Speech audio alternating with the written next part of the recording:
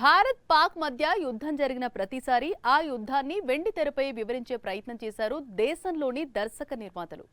దేశభక్తిని రగిలించారు. ఇప్పుడు కూడా ఆపరేషన్ సింధూర్ పై సినిమాలు తీయడానికి దేశంలోని ప్రముఖ నిర్మాణ సంస్థలు పోటీ పడుతున్నాయి. ఒకవైపు దేశం దాయాది దేశంతో పోరాటం చేస్తుంటే ఈ టైటిల్ గొడవేంటి అంటారా? పహల్గాంలో అమాయక పౌరులను పొట్టన పెట్టుకున్న ఉగ్ర మూకలపై ఆపరేషన్ సింధూర్ పేరుతో భారత్ ప్రతీకారం తీర్చుకుంది. సీమాంతర ఉగ్రవాదాన్ని ప్రేరేపిస్తున్న పాకిస్తాన్కు గట్టి బదులు చెప్పింది.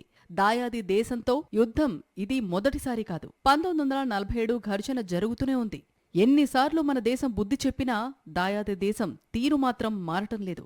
Bharat Pakistan wars back drop లో చాలా మూవీస్ వచ్చాయి. ఇప్పుడు ఆపరేషన్ సింధూర్ టైటిల్తో సినిమాను తెరకెక్కించేందుకు ప్రముఖ నిర్మాణ సంస్థలు పోటీ పడుతున్నాయి. దాదాపు 15 నిర్మాణ సంస్థలు ఆపరేషన్ సింధూర్ టైటిల్ కోసం పోటీ పడుతున్నాయి. టీ సిరీస్, జీ స్టూడియోస్ వంటి ప్రముఖ నిర్మాణ సంస్థలు ఆపరేషన్ సింధూర్ కోసం పోటీ పడుతున్నాయట. జియో స్టూడియోస్ కూడా ముందు రేస్లో నిలిచినా ఆ తర్వాత విరమించుకుంది. పాక్ ఉగ్రదాడికి వ్యతిరేకంగా భారత్ చేపట్టిన ఆపరేషన్ సింధూర్ పట్ల గర్వపడుతున్నామని, ఆపరేషన్ సింధూర్ వినియోగించుకునే ఉద్దేశం తమకు లేదని చెప్పుకొచ్చింది. 2016లో ఉరి దాడికి ప్రతీకారంగా భారత వైమానిక దళం పాకిస్తాన్పై చేసిన సర్జికల్ స్ట్రైక్ నేపథ్యంలో ఉరి అనే చిత్రం తెరకెక్కింది.